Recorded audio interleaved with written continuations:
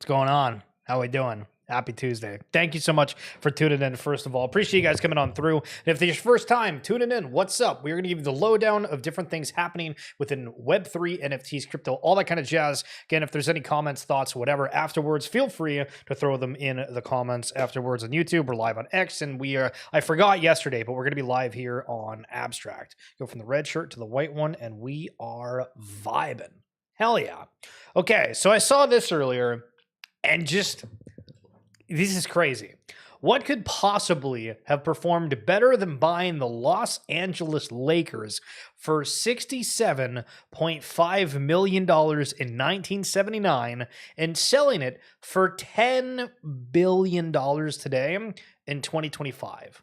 The answer? The stock market. Simply investing in the S&P 500 would have netted an additional $3.7 billion.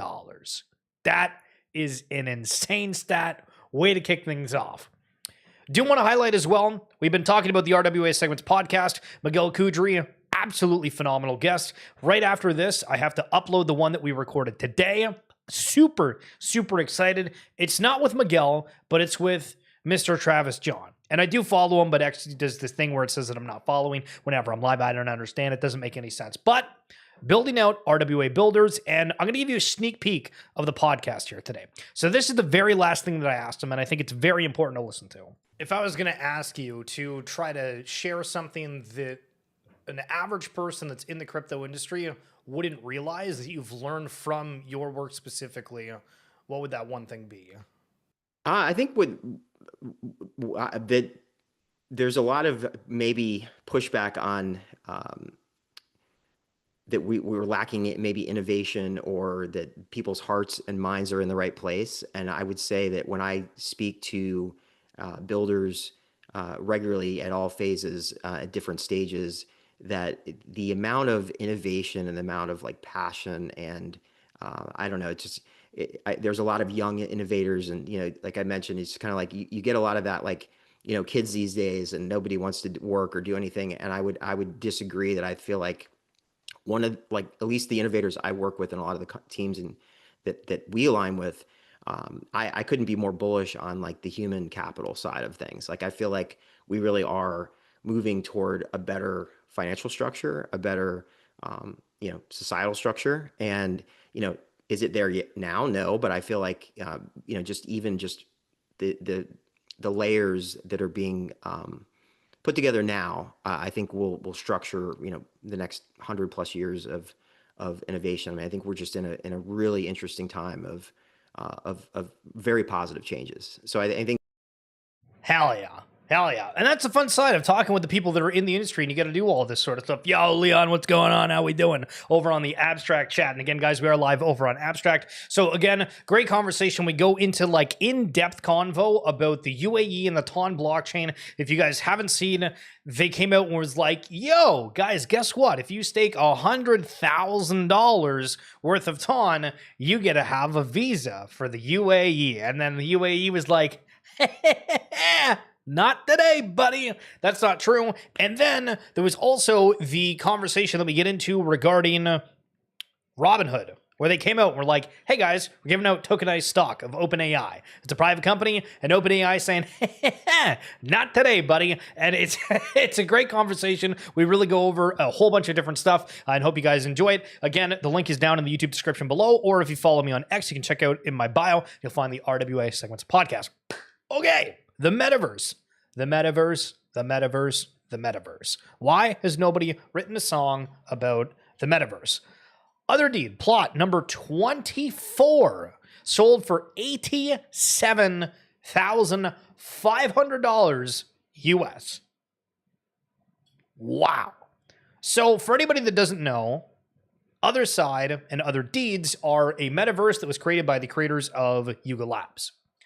And there was an interesting point here that I didn't really clue into, because, I mean, we got the blinders on. If you're in the space, you're like, all right, I'm going to be aware of certain things that happen with Doodles, Pudgy Penguins, doesn't matter what it is, but there's a lot of people, and if you're somebody that's not in NFTs at all that watch, wow, love you, but made a comment regarding this whole topic of other side. 40 to 50% of the replies don't even know what I'm talking about here. That's interesting and got me thinking. For anyone who was around in 2022, other side is probably as well known as BYC or CryptoPunks, but it looks like people who entered crypto in 2024 or later don't know and or don't care, which shows the attention shifting.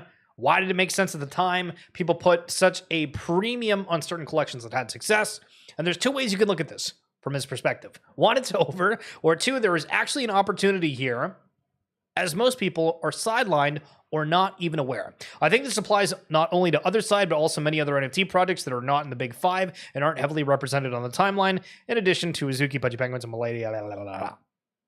And so this also begs the argument of people saying, well, a lot of the older collections, they're going to be dead, there's no new entrants, etc. And, you know, I don't think you can really have a hard argument for anything. Because if something launches that people care about, it doesn't really matter if it was created before, it's created now, people are going to like it. But it's like, what finds that product market fit? So there was a conversation that spun up around the fact that people are starting to pay premium. Well, they've been paying premiums for a while, but within the other side plot, like of trying to get those land parcels that are right near that clubhouse. And so Garga commented, who's a creator, saying lots of thoughts on this over the weekend. My 2 cents, the map serves as a collector axis for people that want to acquire rare deeds. Wanting to collect a deed adjacent to the center is like wanting to collect a blue beams or a gold ape. They have inherent rarity, verifiable on chain, and independent of any utility downstream.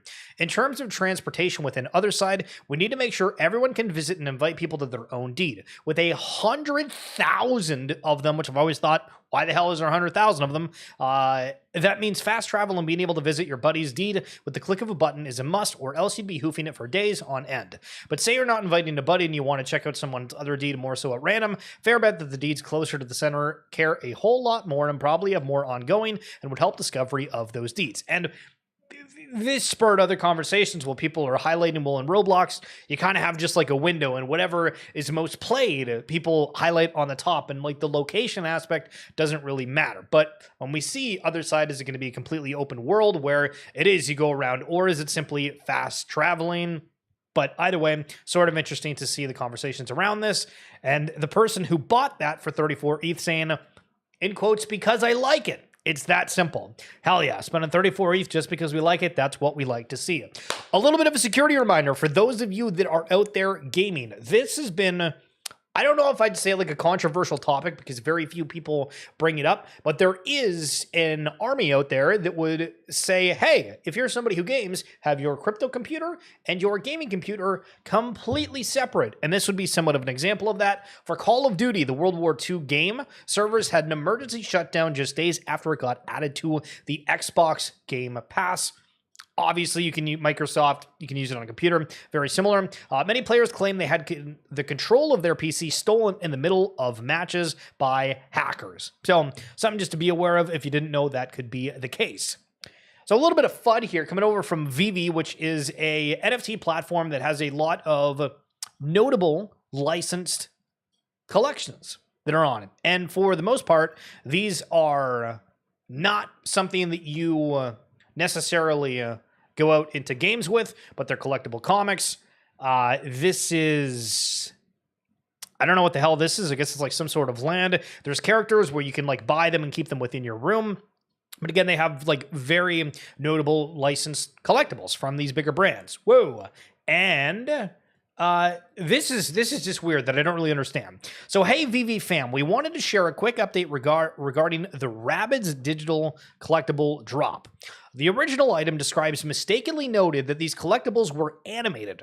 To clarify, this release does not include animation features. We've updated the product descriptions in both the app and our blog to reflect this accurately. And apparently, people were going for refunds, but if you bought on secondary markets, it wasn't a refund for that. It was only people that ended up minting it. Sort of confusing, doesn't really make a whole lot of sense, and I have no idea how you say, hey, these are animated when in fact these were not animated in any fashion. I just don't really understand that. But never downplay your accomplishments. That's what I'm saying, Hoonsy. That's what I'm saying. A job is a job. A car is a car. A house is a house. Dear son, be proud of yourself and what you have achieved no matter what. You have to build it brick by brick. There's your positivity of the day. Blocks bringing up the NFT time machine. Party Penguins. Somebody paid $28,000 for the Party Penguins. Now, there's like a long backstory because at the time when we had a whole bunch of NFTs getting launched, there was collections of all sorts of animals, and penguins ended up being somewhat of a notable one. So here's my video highlighting how many different penguins there were. Lil Pudgies, Pudgy Penguins, Party Penguins, .pngs, Blast Penguins. Yeah, super cringy. Totally aware. But like, it's funny. Everybody's doing these different penguins. The Blast ecosystem, that stuff didn't happen. Little Pudgies is there. Party penguins were a thing. There was a whole bunch of like notable players within the space that were sweeping them, trying to pay attention to or like get attention for those collections. And clearly, it doesn't really matter what these things look like. It's the teams behind them. What can they create? The vibes, etc. So Gary V comparing NFTs to what? VeeFriends was born on a NFT project, blockchain. Remember that little exciting moment? Which, by the way, on the record, that is going to be fun to watch. I'm sure some of you in this room, you guys are youngsters, you may not know this, but in 2000, all the internet stocks collapsed in April of 2000. And literally, major magazines and newspapers, including this one, wrote versions of the internet was a fad. I'm sure we could find that Forbes article. I'm sure. And then obviously by 2004, it was quote unquote back. Same will happen with NFTs. There was too much greed, just like on internet stocks, but non-fungible tokens on the blockchain, in fact, is one of the most important innovations that sit today, because I'm sure it's not lost on anybody who's listening. You know, deep fakes, no longer being able to trust video is a crisis in our society. For the last 100 years, True. Video proof has actually been the judge and jury of our society. Now there will be literally millions of videos of me in the next decade saying things I never said because AI deepfakes are that good and nobody will be able to tell the difference. The blockchain actually is one of the counters to that. And I don't want to get on a tangent. We'll talk about that another day. But anyway, VeeFriends is a big deal for me. In fact, if I had to bet on the most substantial business I will build in my life, it's going to be VeeFriends. So again, I actually hadn't watched that clip before. I saw some other clip where he was talking with a fan that like went up to him and was like, "Yo, I sent you an email. I got rinsed on NFTs. You got me like a hotel room. You got me a series too." I don't know if he means like he got drained or if he just like bought a whole bunch of stuff that didn't. I mean, so like let's take this at face value, right? Like he's not really wrong that at one time the internet had a collapse of sorts. And NFTs have gone through that in a very big way. And the conversation now is around people saying, well, in its current form, it's not going to work. And that's more the narrative. Like, I don't think the average person that's like semi-attuned to what's going on here is like, oh, yeah, no, this stuff is gone forever. They say in its current form. So that's something to watch. But a very interesting clip from Gary V. And he also highlighted something from ChatGPT. I guess last week, all NFT collections recorded a total sales of 139.65 million. So again, that's something to scoff at. There's a lot of greed, sure. There's a lot of price depreciation per se, but that doesn't mean that it's not going to potentially come back. Here's a great example. Pudgy Penguins. They offer IP licensing, right? So you own a penguin, you can submit it, get featured within these certain experiences, make $300, make 150, make 100, whatever it be. Hell yeah. Cool opportunities. More of them are going to become. Lamborghini, bunch of these brands, they want to be associated in Web3. They want to have this metaverse experience. It was uncool at a point, but these brands are realizing, oh my God, we just need to do something digitally. We don't have to go through manufacturers. We don't have to go through shipping and receiving. We don't have to go through all of these different things. People are buying stuff digitally. How the hell can we get on it? And while the world having Lamborghini join up on that front, very, very cool to see. Now, in the conversation around AI and trustability, there was a huge report coming out that Rogers laid off 1,000 plus call center workers. And basically the TLDR of this is that basically, like, if you've ever done a call, right? Like, so if you go on Zoom, Microsoft Teams, whatever it is, you can have like pop-ups of people that have these AIs that make notes of what essentially happened. And so all of these call center workers were required to have these running or submit logs about what happened. And then you just kind of funnel it within an AI. And all of a sudden you have 1,000 people that have worked for X amount of months. Certain AI is not able to figure out problems, but if you give it exact descriptions of how to handle certain things, well, it can learn. And so apparently that's what happened. And all these people got laid off because they had to do this AI submission. And then now the AIs are able to take over these calls, which also, if you've ever called these call centers, holy smokes, the amount of time that like they give you all these like press 1 for this, press 2 for this.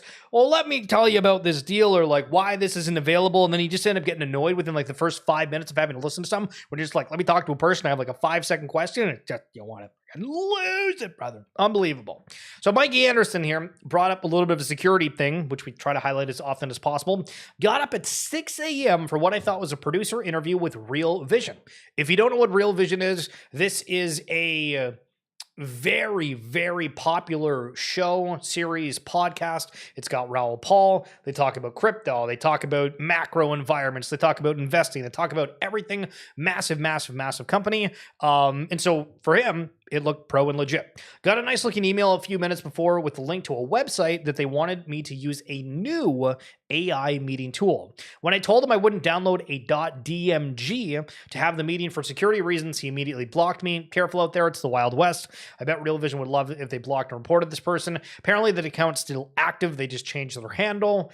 And again, back to the point of like, hey, respectfully, nobody probably wants to talk to you. And just keep that in your mind until somebody like really proves it and you go through insane amount of due diligences. And again, it's why I don't do crypto on my phone or anything like that because, okay, like, sure, I'll try to join this call from my phone, but if something's fishy, you don't want to be doing it on your main computer.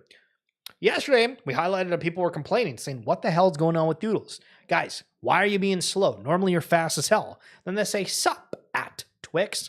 Remember the chocolate bar? Oh, what is coming next? Guys, what's going on with Ton and Telegram and all of these stickers? I don't know, like, is it just the fact that all of these brands are able to make bank off of launching stickers on Telegram, and that's why we're seeing literally every notable collection suddenly going and rushing on Ton to make a milli? We got Sappy Seals that are doing it. We got Chimpers that are now doing it. We had Doodles. We had Moonbirds. We had Bored Ape Yacht Club. We've had, I'm trying to remember some of the other ones, but everybody's doing these Telegram sticker packs. It's absolutely unbelievable. And I'm assuming that it's going somewhat well. But the point also as well is if you have good supply and demand, the world's your oyster. Here's some NFT talk.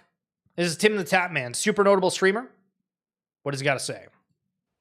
But that was like a battle royale. I'm saying, like, you guys see these cases. This is what I'm talking about. This case. And these are NFTs. No one gives a fuck about NFTs. Yo, Shane, can I be honest with you, bro? We're basically fucking staring at NFTs right here, buddy. So you've got to have some sort of interest in it because you're fucking right here. You know what I mean? Like, you're...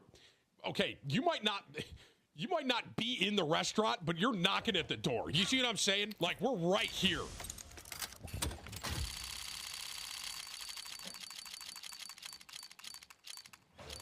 Because, like, this is a digital item.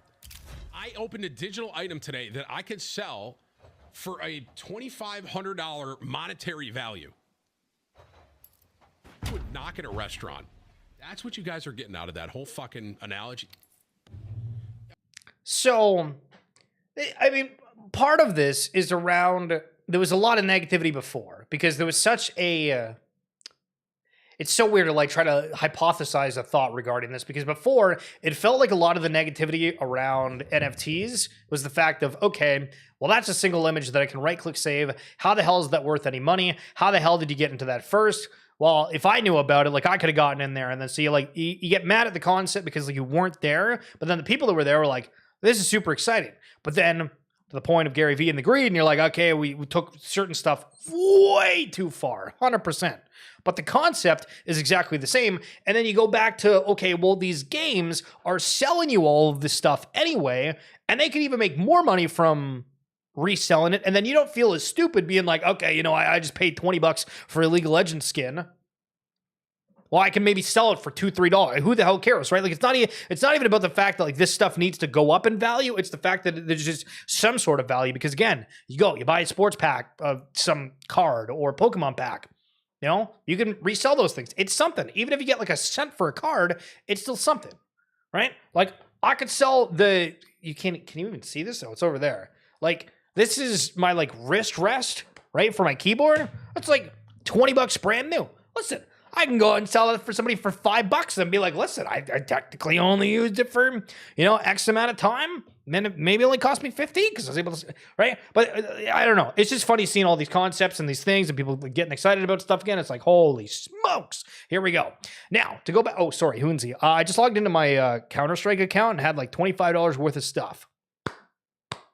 Boy, love to see it. So these are clips back in 2024, but there was a point, and if you watch the stream a lot, you've probably seen these when I brought them up, because I think I've used it twice or maybe 3 times before. I like reusing content. True. But here's an example. So I Will Dominate. He's one of the biggest League of Legends streamers, bringing up crypto. You're just rich like that or what? Bro, the first thing he said is like, bro, this DJ is set. Crypto is going to the moon. Dropping money, bro. Hey, crypto is going to the moon, isn't it? It is. Going around the moon and back. Wait, what is Bitcoin up to? I think it's like 62K USD. That was back when it was 62K. Think about that for a second. We're at like 108,000. This was a clip back in March of 2024.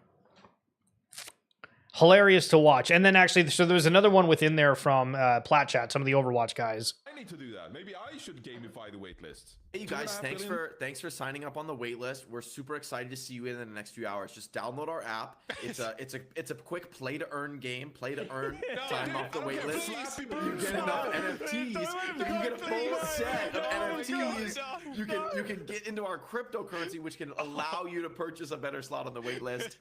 We will see you tomorrow. I just want to show my commitment to the waitlist, because we sat on our ass, but we didn't do anything. I'm just asking.